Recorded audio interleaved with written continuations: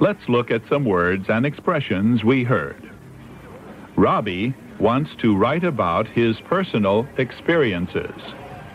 The word personal comes from the word person and means something you have, a possession, something you own, or something you have done, an experience. Let's practice with these words and expressions. First, I'll say the sentence, then you say it. Personal experiences are things you have done.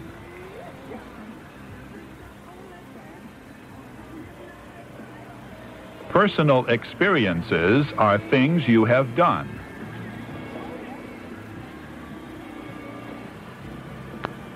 Personal possessions are things you own. They belong to you.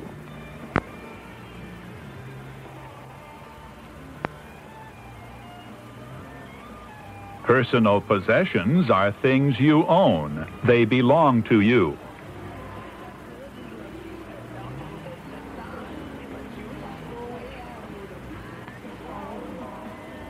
The word if is used many times in this conversation. Grandpa says, if you're sick, call a doctor. If your house is on fire, call a fireman. If you have to write something, and Robbie adds, call a writer. The little word if, spelled I-F, has an important meaning. Like and but, if is called a conjunction. It joins two ideas in a sentence. In today's conversation, the meaning of if is when something happens, you should take a certain action, or sometimes not take any action. A part of a sentence called a clause that begins with the word if depends on the rest of the sentence, so we call it a dependent clause. Let's practice with the word if in some sentences. If you're sick, you should call a doctor.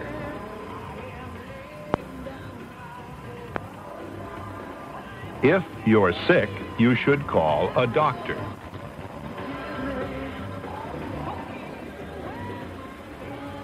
Or we can say, when you're sick, you should call a doctor.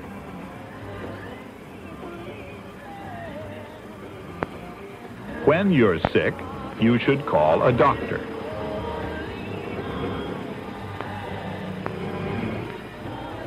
If you want to learn English, you must practice it.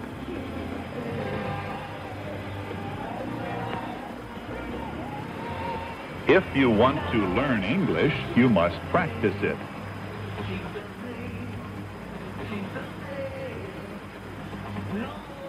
In today's conversation, we heard two common expressions. That is, expressions Americans often use in everyday speech. The first one is, my pleasure. Grandpa says, my pleasure, after Robbie thanks him for turning down or lowering the volume of the music that is playing. My pleasure is another way to say, you're welcome. The second expression we heard is, how are you doing? Mr. McDonald says, Robbie, how are you doing? When he remembers that they met before. How are you doing is another way to say, how are you? Let's use these expressions in some sentences. First, my turn, then yours. I will say, thank you for listening to All About English, and you say, you're welcome. Here we go. Thank you for listening to All About English. And you say, thank you for listening to All About English. Now, I'll say the sentence again, and you say, my pleasure. Here we go. Thank you for listening to All About English. and you say, "Thank you for listening to All About English." Now, I'll ask you, "How are you doing?" And you say, "Fine, thanks. How are you doing?" Here we go. "How are you doing?" And you say, "How are you doing?"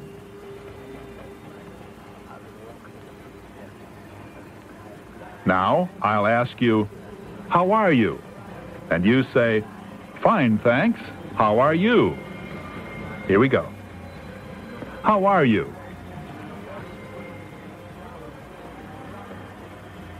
How are you?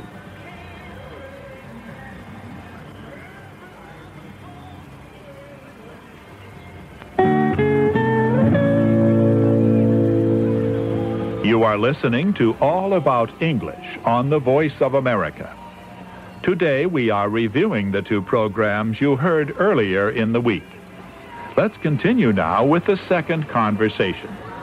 Robbie Stewart is in the office of a newspaper reporter talking about an article he has written.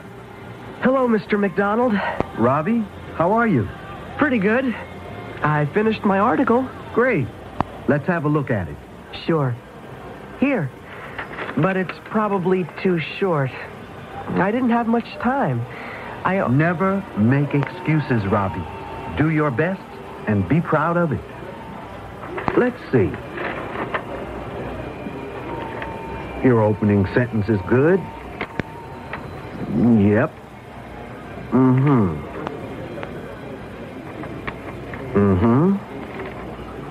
I like your description of the Navajo reservation. Well? Yep. Your article looks pretty good. I like the idea. Teaching the old ways of living beside the new. Look, why don't you take it into the editor right now? The editor? But... His name is Maxwell. Charles Maxwell. A nice guy. Tell him I sent you. But... Just go. The editor. I don't believe it. This is it. Come in. Yes? Mr. Maxwell? Mr. Maxwell, yes. Charlie Maxwell. What can I do for you? Mr. Maxwell, Bill McDonald sent me. I wrote this article. Oh? Well, have a seat. Let me see. Thank you. Interesting title. The old ways live on in the hearts of Navajo children. Good. Is it okay? Not bad. Maybe we can use it for the Sunday paper. But look, this part here is too confusing. And some of your sentences are much too long. Rewrite it and get it back to me. Okay. When do you want it? Can you do it by 5 o'clock? 5 o'clock? I can try. You can sit at any empty desk out there and rewrite this by 5 o'clock, okay? Does this mean I have a job? Nope. But I'll buy this article for $25. First, graduate from journalism school. Then come see me about a job. You are going to journalism school, aren't you? I'm going to college next year, so I'm sure I'll be studying journalism. Good. Now get to work.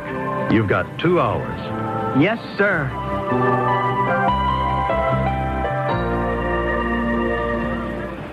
Now, let's look at some words and expressions we heard. Robbie has written an article about his trip out west. Has written is the present perfect form of the verb write, spelled W-R-I-T-E. Write is an irregular verb. That means it changes its form, its spelling, whenever we go to another tense. For example, we say, I write in the present, I wrote in the past, I have written in the present perfect. Let's practice with the verb write in its three forms. First, I'll say the sentence, then you say it. I write letters to my friends.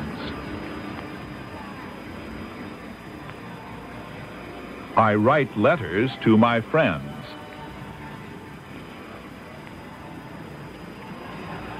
I wrote a letter to a friend yesterday.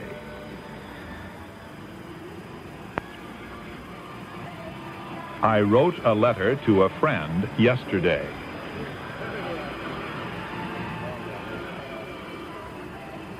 I have written many letters to friends this month.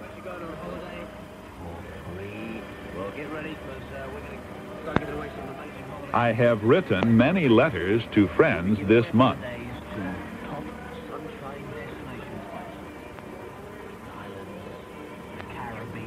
When Robbie tells Mr. McDonald, I finished my article, Mr. McDonald says, great, let's have a look at it. And Robbie says, it's probably too short.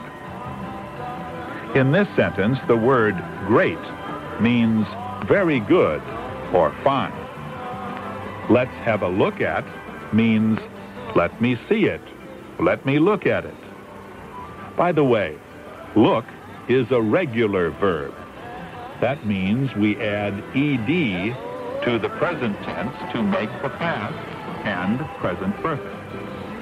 For example, we say, I looked, I looked, I have looked. Too short means not long enough to be useful, not okay. In this sentence, it means not enough words. Let's practice. If you have finished writing your article, let's have a look at it.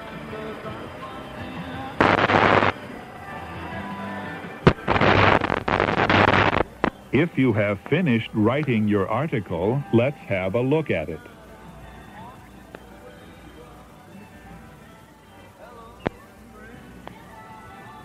It's probably too short. There are not enough words.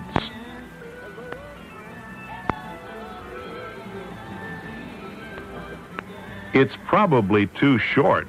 There are not enough words.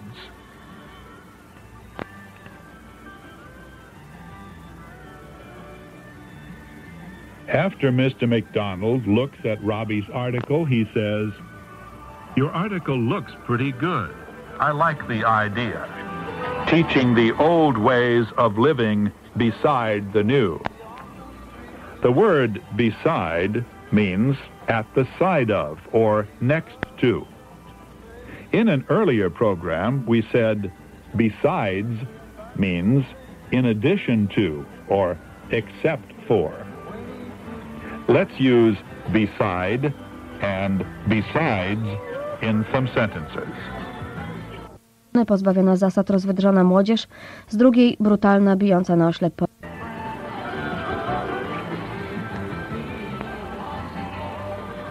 My friend is beside me.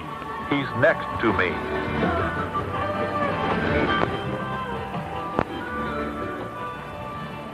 There is no one in the room besides me. I'm alone.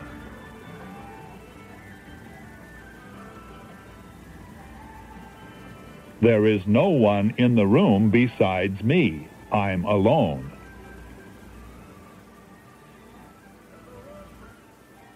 Mr. Maxwell tells Robbie that he can sit at any empty desk in the newspaper office and rewrite his article. The word empty in this sentence means a place where no one is sitting. If something is empty, there is nothing in it. The opposite of empty is full. To rewrite means to write again.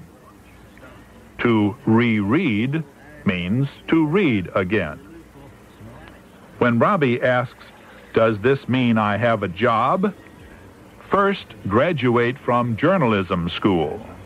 You are going to journalism school, aren't you? You are going to journalism school, aren't you? Is a tag question. You to use a tag question when you think that you already know the answer.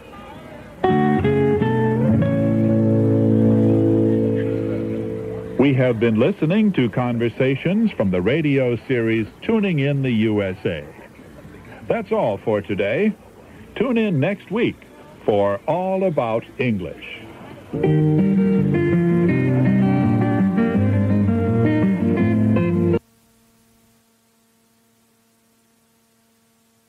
The Voice of America. I'm Blake Lanham in Washington. At least 100 people have been injured in new clashes between Israeli troops and Palestinian protesters in the West Bank city of Hebron. Soldiers fired shots and rubber bullets at Palestinians who threw stones at them. On Friday, 4 people were killed in a terrorist bomb explosion at an eating place in Tel Aviv. The explosion followed the beginning of the building of new homes for Jews in disputed East Jerusalem. On Saturday, Israeli troops arrested 17 Palestinians as part of increased security measures after the bombing.